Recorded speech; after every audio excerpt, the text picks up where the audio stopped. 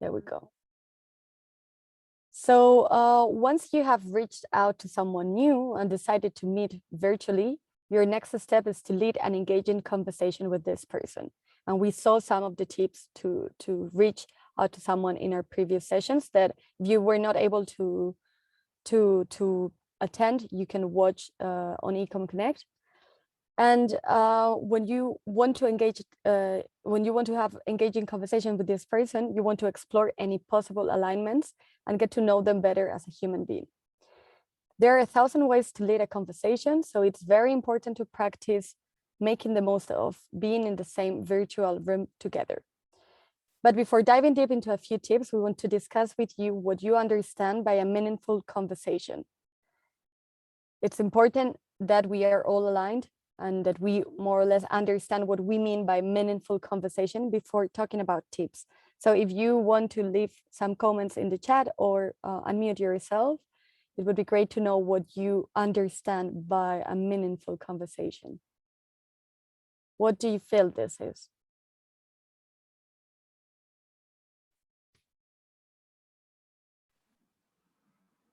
Anything common interest between the two parties. Sorry, Maheshwar? Anything common interest between the two parties. Yeah, that's great. That's a good point. Of course, we all want to get something from the conversation, something that's important or interest from both parties. Anyone else?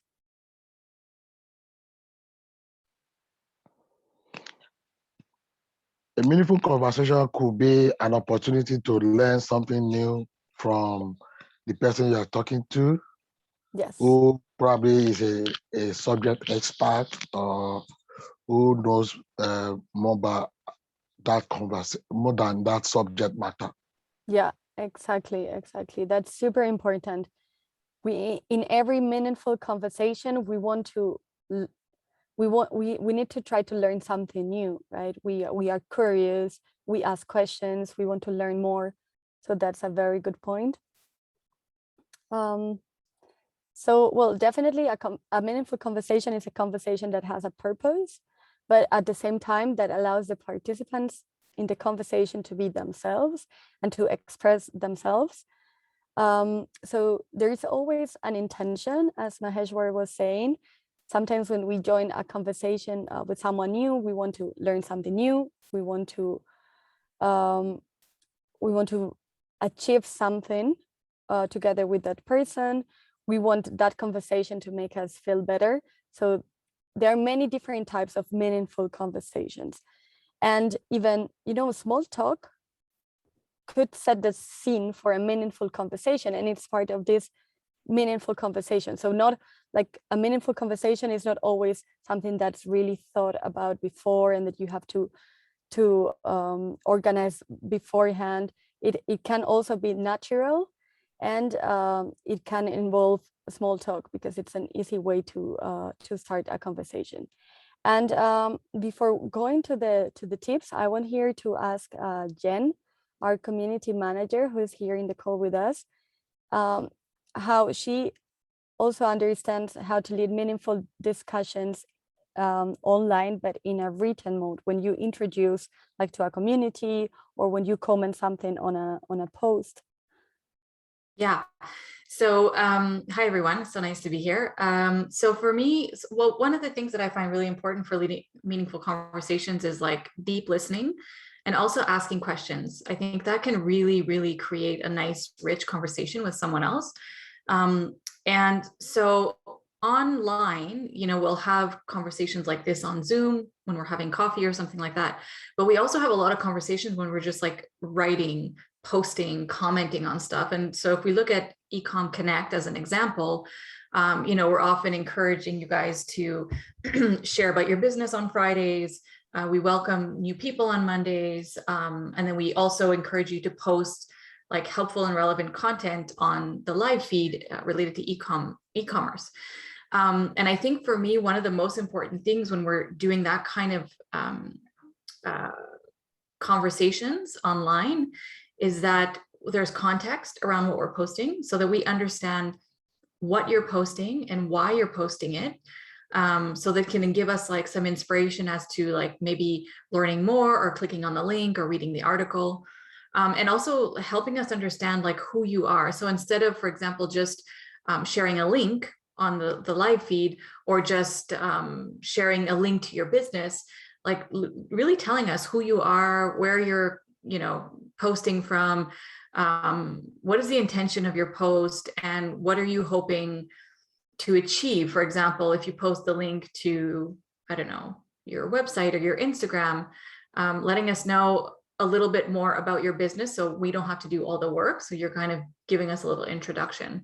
So I think really putting context around how you show up in written posts online is really, really important, because if not, there's so much noise online that if you don't take the time to really intentionally post or comment or engage with people, people are not going to pay attention. It's just going to get lost in the feed. So those are my thoughts. Yeah. Also, one of the things that Jen said, which I think is really important to remember, is being intentional about the way that you connect with people online. So this actually ties in with some of the comments. We had Anna commenting that a meaningful conversation is an interesting discussion that brings new perspectives rather than plain points such as the weather. So again, being intentional, not just kind of talking about regular things, where both parties benefit, Waku said.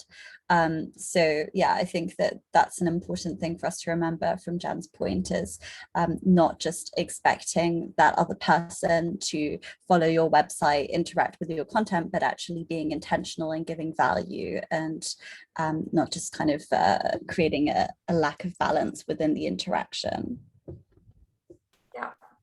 Yeah, and here given value is very linked to what Rashina just mentioned about the reciprocity, so that you give something, but you also take something in return. So you have to share with whoever you're speaking to something, but also listen to them, because then that's a way you will get value. They will give something to you in return as well. Yeah, absolutely. Okay, so let's move to the next slide and see some tips. Okay, so just quickly, I'm going to check the comments. Okay, great. So just before we, okay, I've just included a new person in the chat. Welcome, if you could unmute yourself. So these are a couple of ways that you can do this in terms of, you know, generating more meaningful discussions. The first, which we've also already mentioned, is using active listening. So being an engaging conversationalist when you are having a discussion with someone, being an active participant in that conversation. So there are a couple of ways that we would recommend that you do this, and there are many more than that, but these are a couple just to get you started.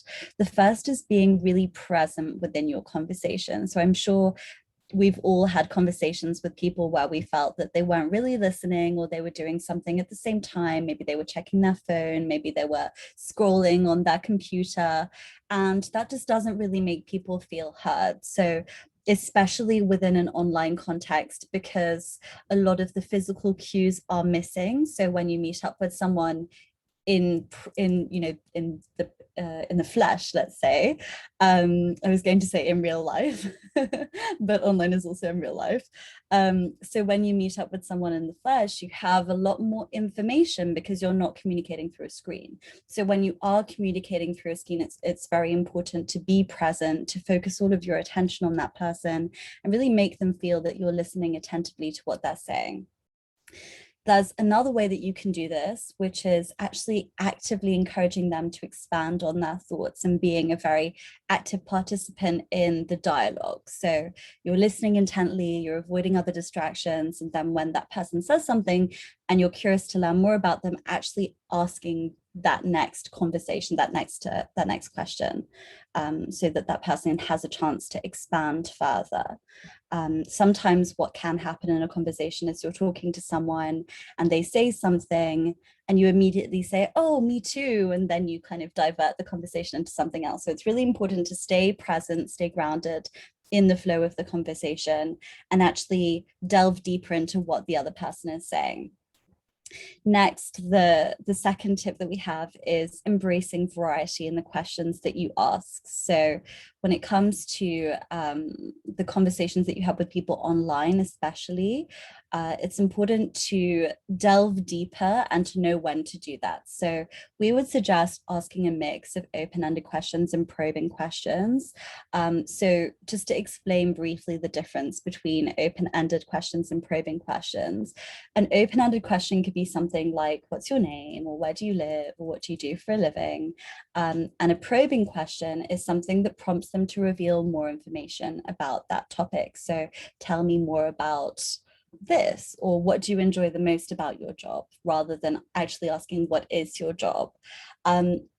Having a variety in the kinds of questions that you ask someone will really make them feel like you're interested in them and actually encourage them to share more.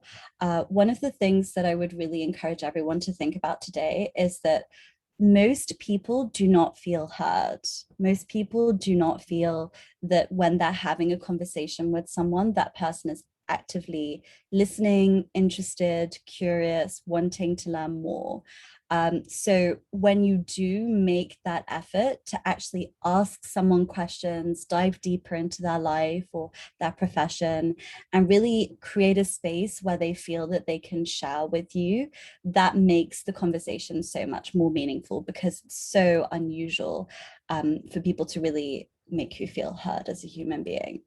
The third tip that we have is to come from a place of curiosity. So rather than, let's say you're watching this workshop and you think, okay, I'm going to go and ask all of these questions to people, and I'm going to not be on my phone, and I'm going to write down a list of all the questions. That's not how it works. So it's really coming from a place of curiosity, rather than trying to over-engineer the process. Meaning is something that you can't manufacture. So it's important to really pay attention to what you're interested in from the other person. Why did you reach out to them? What prompted you to reach out to them? What piqued your interest? And then beyond that, when they start telling you about what they do or their life, what do you want to learn more about? What are you actually curious to learn more about?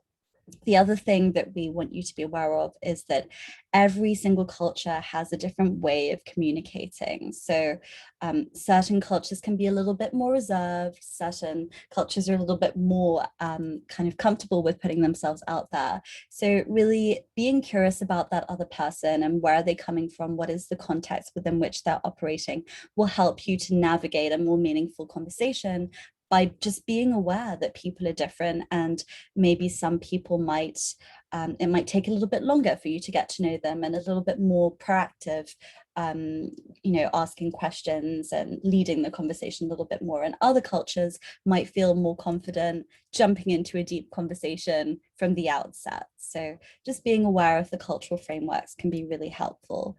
The other thing, which was already mentioned in the conversation that we had earlier around what constitutes meaning, is approaching conversations with a learner mindset. So every conversation that you enter can teach you something new, and always being open and curious to what does that other person have to teach me?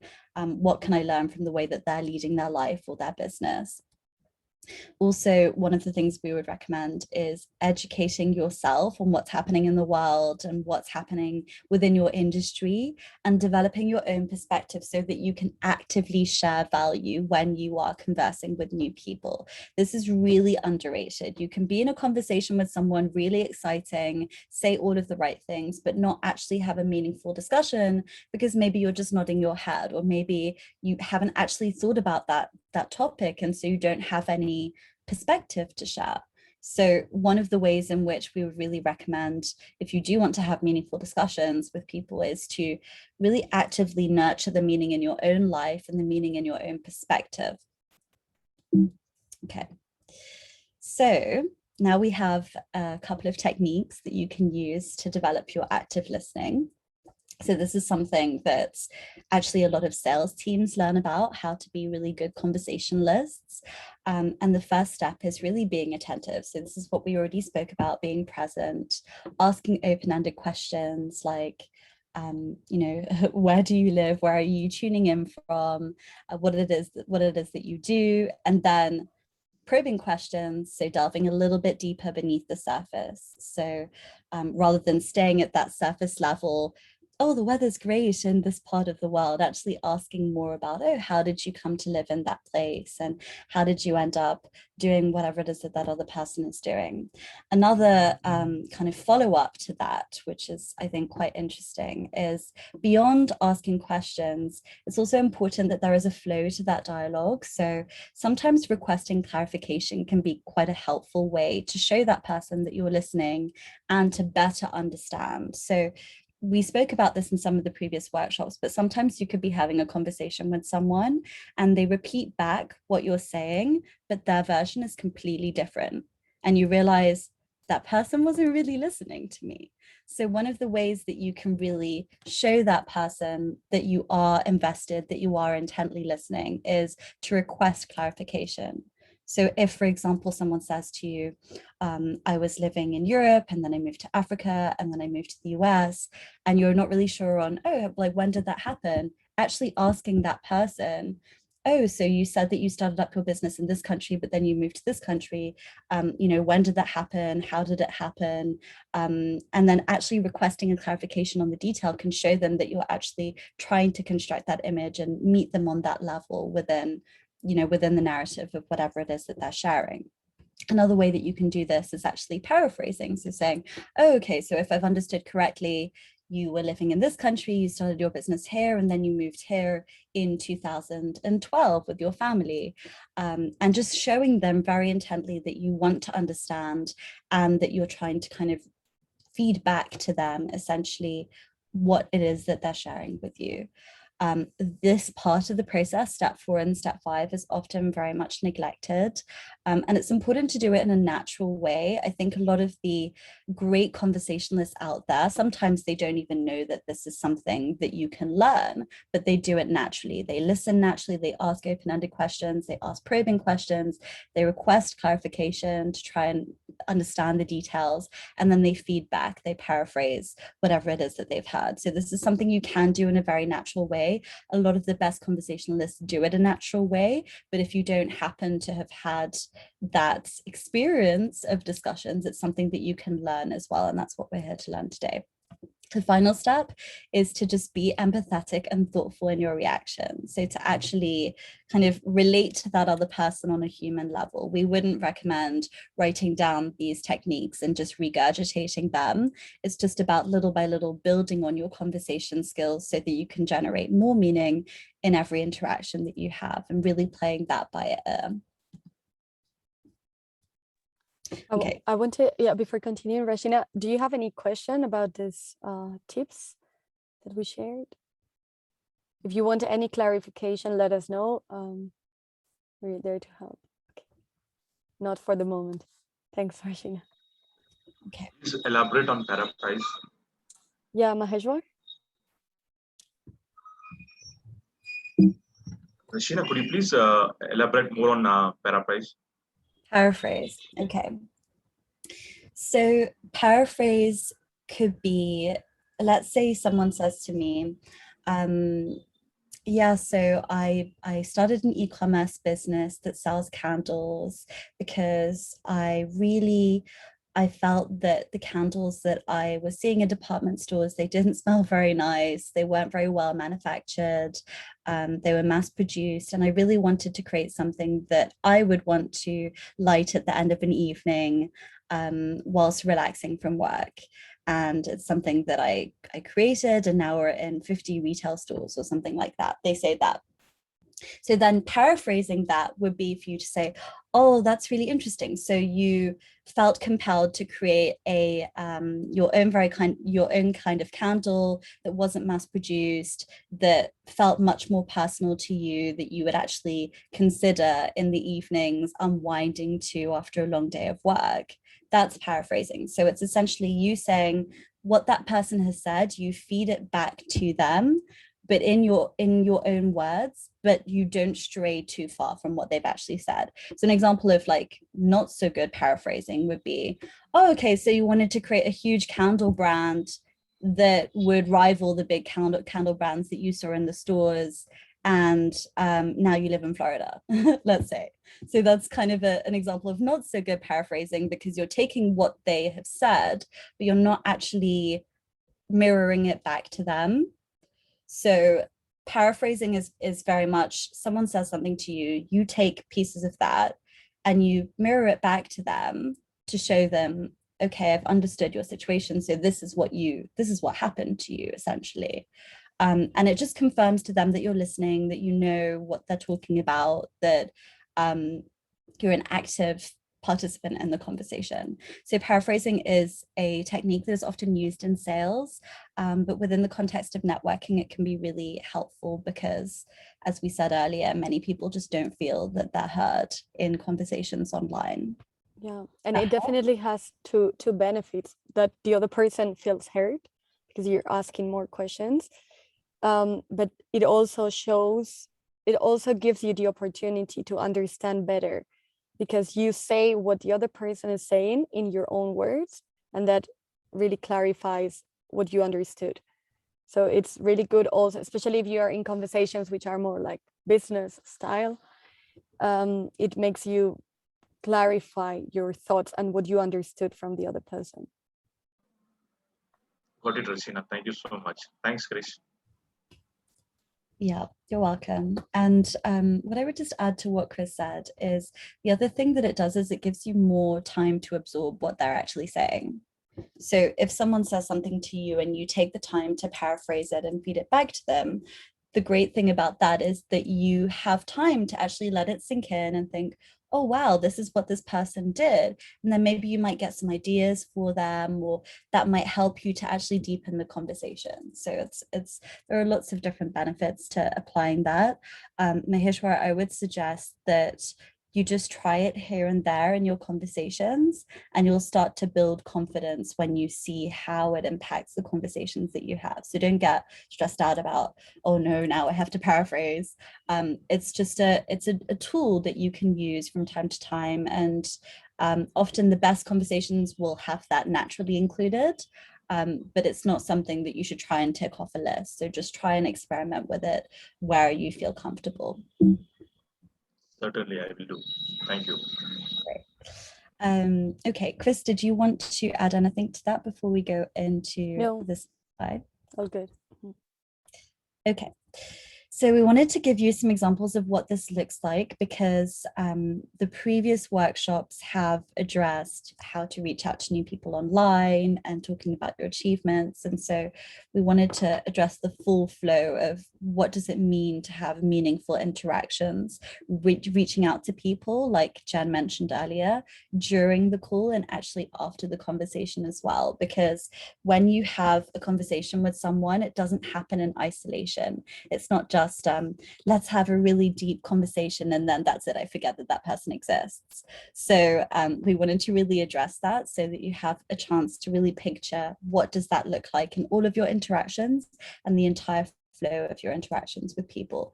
So when you're reaching out to people, the way that you can already start initiating a greater level of meaning in your conversations is by sending out a more thoughtful introductory message. So instead of just adding someone and not saying why you're adding them, actually saying, well, I saw this talk that you gave and I thought it was really amazing, or I read this book that you wrote and I was really blown away by it. Or maybe you could mention that you're a part of the same Facebook group or online community.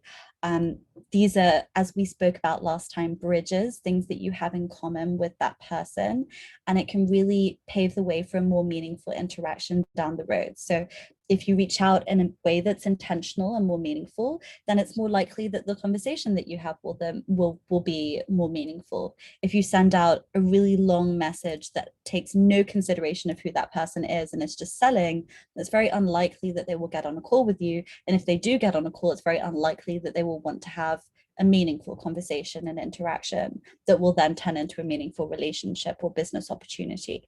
So it's really important, as Jen said earlier, to lead with being intentional about what you're putting out there, how you're interacting with people from the very beginning.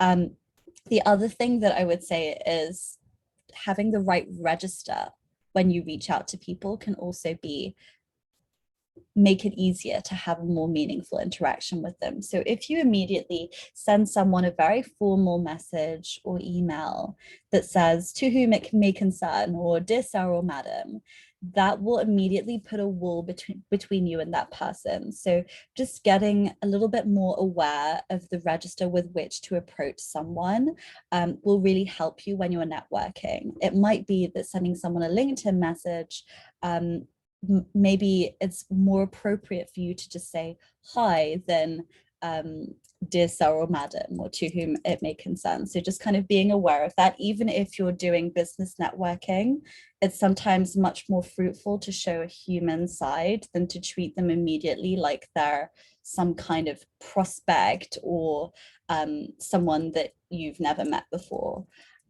What I like to do when I'm reaching out to new people is just be very transparent with them about why am I getting in touch with them. Like, "Oh, I saw this talk that you did and I thought it was really interesting. Why did I think it was interesting?" I'll usually write a comment about it, and I won't send them a really formalized message because that makes them feel like there isn't a human being on the other side of that. Recently, just to give you all an example, I reached out to an author of a book that I read and I loved it. And my friend also read the book and she thought it was amazing. And I reached out to this author and we've been messaging. And my friend said to me, "I can't believe that this author has been writing to you." But it's because I reached out in a way that was, actually sharing why did I find her book transformational. So really leading with meaning can help nurture that interaction. Before we go on to during the call and after the conversation, does anyone have any comments on this part of things? I know this is a big pain point for a lot of people. Hi, good morning. Morning. Leoy here. So let's just say that you would have shared a thoughtful introductory message to the person, but they probably still haven't responded to you or given you any feedback. Or engaged with you in any way. How do you navigate moving forward? Do you send them another message after some time? Or do you just kind of like forget it altogether? Okay, so I think that there are a couple of ways to approach this. And this is why networking is a little bit of an art and a science, because there are no right answers because we're dealing with people. So what you could do is you could either just kind of, accept that they haven't replied and move on and continue doing things, or you could accept that they haven't replied yet anyway. And then after a little while, just send them a message and say, "Oh, I saw your recent talk and I thought it was really interesting," or send them some kind of a note and say, "I really would love to talk. I'm aware maybe you're a little bit busy right now, but I really loved your book, or I really loved your whatever it is that they did, your workshop. And I thought it'd be worth connecting." And if it's someone you don't have as much intention when you're reaching out to them, let's say it's someone you're part of the same online community and you sent them a really thoughtful note, then maybe your follow-up note might be, "Hey, I just wanted to reach out in case you hadn't seen my last message. I really love that we're part of the same community together, and I think we might have a lot in common. So if you are open to chatting, I would love to make space for you in my calendar." So just being a little bit kind of neutral about it. So not feeling like you're taking away from them or you're trying to ask them for a favor, but still being friendly and intentional. And then I think it's important to kind of also surrender to the fact that not everyone is going to reply to you. And that's a good thing, because the people who are most intrigued and curious and compatible with the message that you sent are going to reply to you. But the people who feel like, I'm not sure I'm even interested, you don't necessarily want to have a contrived conversation with that person. So that's where the art and the human side comes in, is that you as a person have to become more and more comfortable through time reaching out to people when you have that feeling of, wow, they're doing something amazing, but then also feel more and more comfortable releasing to the fact that not all of those people are going to reply. So that's what I would say to that. I hope that helps. Yes, it does. Thank you very much. I'd love to add something to this, Rashina, based on what we were speaking about before. This is why also it's so important to show up with context and like as a human being when you're interacting with people, because now online, because that has become like the main way of doing business, there's a lot of stuff happening, and there's a lot of kind of spammy stuff going around online. And I know often, I'll get a friend request on Facebook, and like immediately after, the person drops in my DMs and pitches me something, and it feels so unintentional and so icky, really. And so I think there's a lot of people now that are very resistant to like engaging, and they're also weary a little bit. So if you really just show up as like, a human being who cares and who's show up with intention, I think that can also make the difference in getting interaction as well. Yeah, that's a really important point. Most people, they expect to be sold to. Like when someone reaches out, they're looking for where is the sales pitch, because it's happened so many times. And they also don't feel that there's a human on the other side of it as a result of that. Like in my situation, what I do whenever anyone adds me on LinkedIn and then immediately pitches me, I remove them as a connection, because I want my network to be a high quality network full of people who are considerate and want to have meaningful conversations. So being really intentional is actually going to help you in these situations, rather than make you feel like, oh, I'm putting in all of this effort. The effort is usually rewarded over the long term. Yeah, and you can also take this as an opportunity to see if the way you are approaching people is a good way. If it's linked to the target audience you're approaching, if it's consistent with the message you want to share, because maybe the way you are approaching some people, depending on the culture, and this is something we spoke about this before, you have to adapt it a little bit. So you also need to be mindful of that, of adapting to different situations, different cultural backgrounds, and different age, it's all you need to really also criticize, be a bit critical with what you've shared, and see if it could have been maybe your fault, or maybe it's because the person just does not want this kind of services, and that's why this person doesn't reply. Yeah, and through time you will get better at doing that, as long as you stay attentive to okay, what messages have I been sending out? How have people been responding to them or not responding to them, and start to kind of evolve that. I would say don't take it too personally. So don't try and don't then say to yourself, oh, I sent out a message and nobody responded. How rubbish am I? But instead look at it and think, okay, well, what did I do there? And what am I doing now? And what could I be doing? And I would always say, just don't approach it from the perspective of taking, but connection, and sometimes also curiosity. So rather than saying, hey, can you give me 5 minutes, or, can we provide a service for your company, actually just kind of coming from a place of curiosity and, oh, I was intrigued because I love your brand, I love what you're doing, and I'd just like to be in your circle and learn more about you, or something like that. People really appreciate that humility and authenticity. I would say don't put yourself down, like don't kind of degrade yourself. But I think just being present, being down to earth and approachable can really help in those instances. I would also suggest rewatching the last workshop that we did on this, because we did share quite a few tips on how to reach out to new people. I think the bridge can always make people feel at ease. So if you do have something in common with them, a way that you found them, or a kind of common connection, common community, that often can really help in their eyes to humanize you and make you more kind of like a good contender for a conversation. And again, if you don't even feel like talking to that person, you just think that you should be reaching out to them, don't do it. Only do it when you're actually sparked with interest and curiosity. Otherwise, you'll fill your network with stagnant connections. Okay, so now during the call, as we've said before, avoiding unnecessary distractions and staying focused is really important.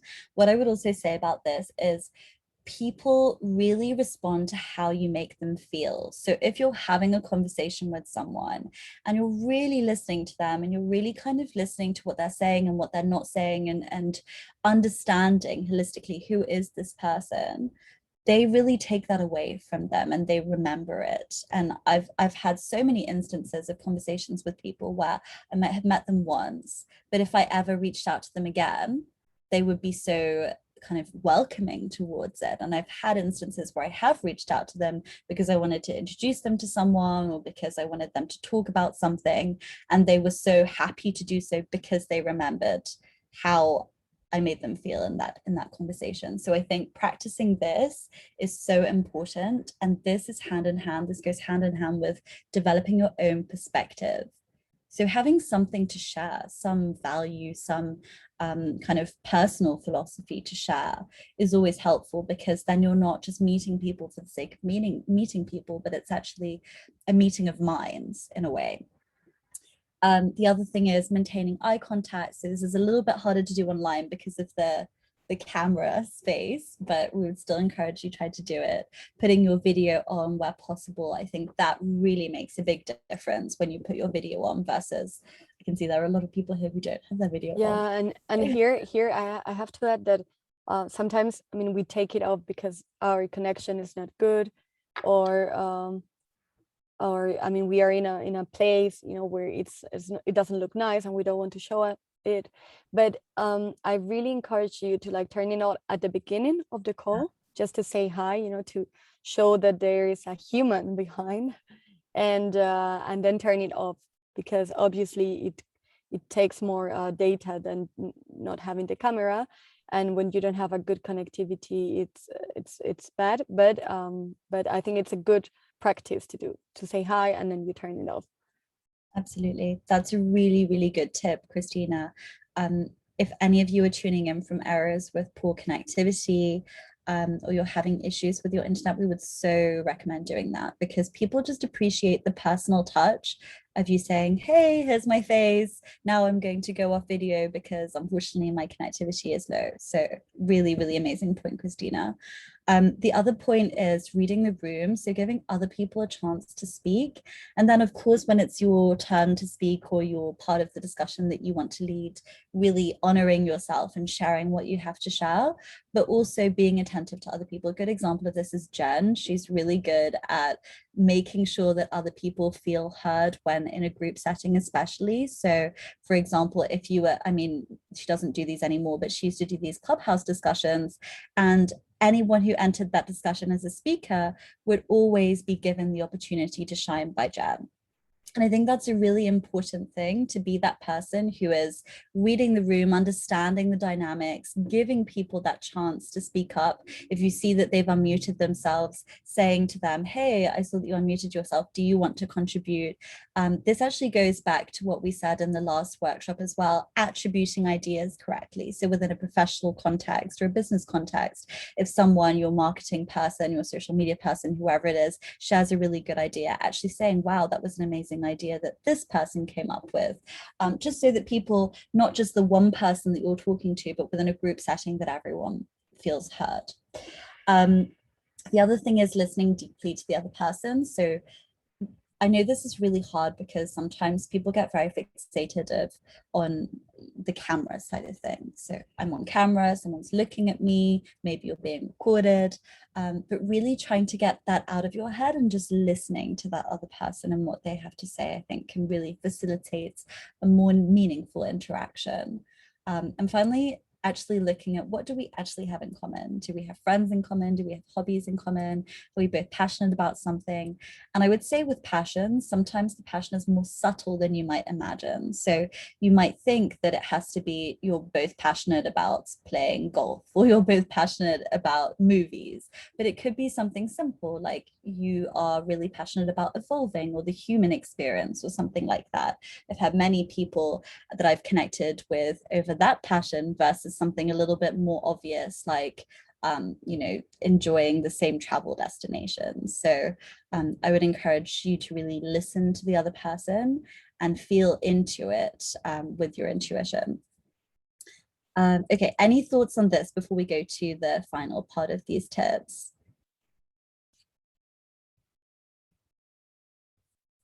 I'll just add here that like the identifying mutual alignments, I think is such a powerful way of connecting. And I know for me, one of the most powerful ways that I've built my network and created some really great connections has been actually by connecting other people together after a call to be like, you know what, I think that what you do would be really complementary to what this person does, or I think you would really connect to this person. And it just creates like this big web of high quality connections, and people really, really appreciate doing that. Or even like, you know, if you know someone who would appreciate the business of someone else, you know, sharing that to them. So that is a really powerful tool. Anyways, it has been for me with my experience. Absolutely. That's a really important point. And I always feel that when someone connects you to someone else, it shows a lot about that person when you actually have a conversation with the person that they connect you with. So Yeah. it goes back to meaning. If you can really see and understand and really deeply listen to the other person, and you start practicing that in every conversation that you have, then you will be aligning people together, introducing people together who have a lot in common because you were listening in the first place. So it's actually really a very good incentive to make sure that you're having these meaningful conversations and doing it in a way that is actually based on something real versus, you know, what is the weather? Where do you like to travel to, let's say? I'm not saying those are bad questions, but okay. Yes, it is much more about a workshop. Okay, so in terms of continuing the conversation, so this is a really interesting one as well, because what I have found is a lot of people, they will have, let's say the first hurdle is reaching out to people at all. The second hurdle is when you're in a conversation with someone, let's say you're having a virtual coffee, how can I have a meaningful conversation and not just a conversation that just leaves us completely neutral? And then the third hurdle is once you've connected on a deeper level, how can you take the next step further and develop relationships online with people? This is something that I think really ties into the last workshop that we did around celebrating yourself as a human being, celebrating your achievements. Many people do not feel that they are even worthy enough to continue that conversation with someone after the initial chat. So for them, they might say, okay, wow, I've had this amazing conversation, it blew me away. And that's the achievement, and that's it. And they don't feel that they're able and worthy to then cultivate a long-term relationship with that person in their network. So I really wanted to talk about this today because, as we said earlier, each part of the process is very important. And if you leave one of them out, then you might end up in a network full of people that you've had deep conversations with on a call, but then you didn't keep in touch with them. So then they know who you are and they really relate to you, but then at the same time, you become irrelevant in their lives. And so what I think is really important is just having a balanced approach to each of these things and remembering that you are worthy of nurturing that relationship further, especially if it's someone, I think this is the instances where it comes up the most, if it's someone that you reached out to that you're really impressed by, and then let's say you have a conversation with them and you really relate to them and you have a great conversation with that person, then you think, oh, but am I good enough to continue having a conversation with this amazing person that I'm impressed by? So this is your sign. Yes, you are. So that's just one thing I wanted to kind of to say initially about that. The other thing that you can do is during the conversation, when you're figuring out what do I actually have in common with this person? Do I actually like them? Do we have an interesting human dialogue? Actually agreeing on what could be a great next step. So sometimes it will happen very naturally. Maybe you both like the same authors or speakers, and you might say, hey, I'm going to this event, you want to come? Or you might actually be hosting an event and you want to invite them to that event because you think they would enjoy it. As Jen said, you could also do an introduction. You could say to them, hey, there's this person I really want you to meet. I'm going to introduce you guys, and maybe you and I can catch up in a couple of weeks. I always think it's better to have that idea of the roadmap when you're having a conversation with someone initially. So you have a conversation, you really relate to each other, and then just feeling into, is there a particular place that is leading to right now? It might not be. It might be that in a couple of weeks, you'll think of them and you'll send them an article or you'll send them a resource. It can happen both ways, but just being open to maybe after this conversation, I might get to know this person even more. I think is a really important step for your networking. Sometimes within a business context, it might be, let's have a follow-up call and explore this further, or let me introduce you to my partner. It can happen either way. The other thing when it comes to keeping in touch is just really being intentional and thoughtful about it. So if you're thinking of them, you might want to just send them a note. I've actually had many situations in my life where I've thought about someone and I've sent them a note and they said, oh, I was just thinking about you too. In fact, a couple of days ago, I added someone on LinkedIn that I had met 3 years ago in a taxi on the way to an airport. And I thought of her and I thought, you know what, I really liked her. She had some interesting things to say about women in the workplace. So I added her and she messaged me. She said, oh yeah, I was thinking about you. And I'm really glad that you reached out because I felt bad. I moved jobs and I lost your email. So it's really interesting how when you actually just are intentional about how you reach out to people after that conversation, they might have remembered you and they might want to continue the discussion. Often we minimize ourselves in our own minds thinking, who am I to reach out to this person after I already took a whole hour of that time? But that isn't so. Sometimes it can just be helpful to exercise that courage, send them a note, send them a resource, an introduction, something that you think will add value to their lives. And I think that's a more scalable way to do it because nowadays everyone has thousands of people in their network. So rather than trying to manufacture those moments, doing it in a way that's more serendipitous. Oh, I saw this and it made me think of this person, so I'll send it to that person instead of what could I send to this person that they would enjoy. That's how I would suggest kind of maneuvering that side of things. Okay. Now we're going to go on to the exercises. I know we've spoken a lot about all of this. Do we have any final questions before we move on? Not in the chat, but if someone wants to unmute.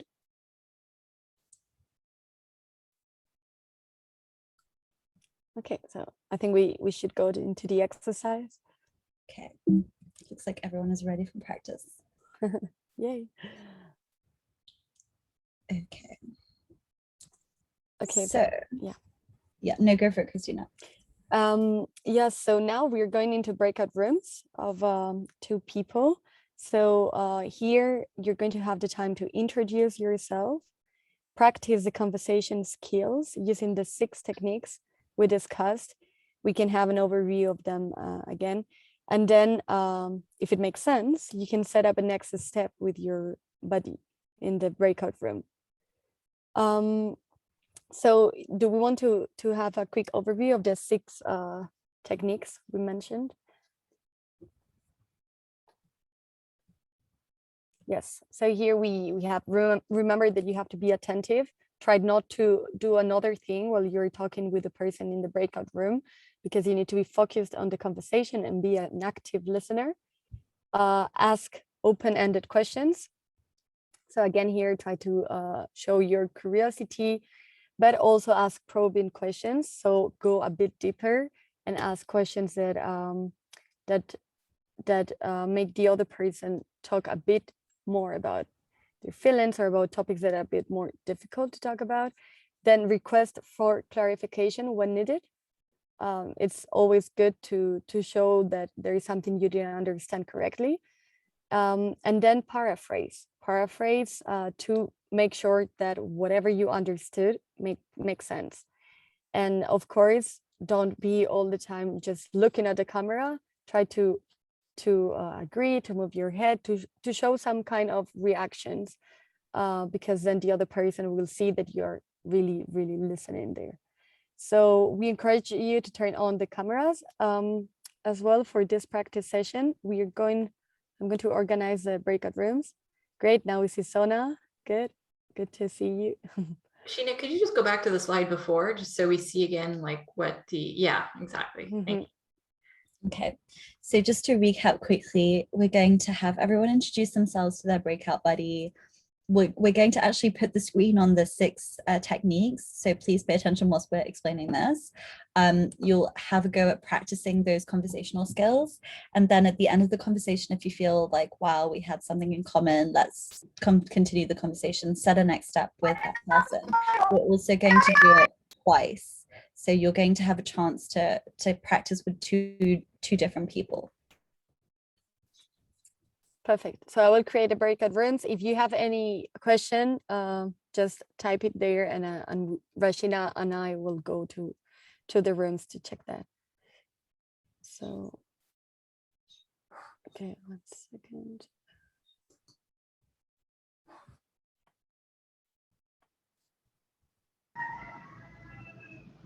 Yeah, there you go.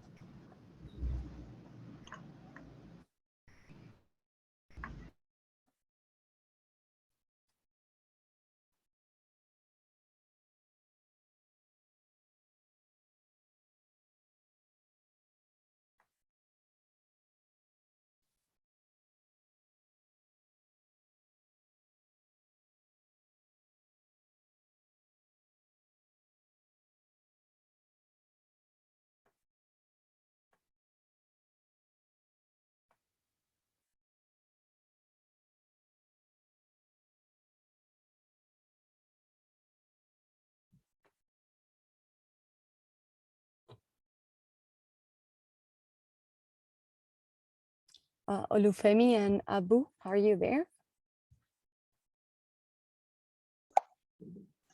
Yes, I'm here. Okay. Do you want? Are you able to join the room 5? Not yet. I'll join later on. Okay. Okay, you're not joining now. No, I'm not ready to join right Okay, now. okay, no worries. It's just because there is a person waiting, so I will move that person to another room. Thank you. Thank you. You're welcome.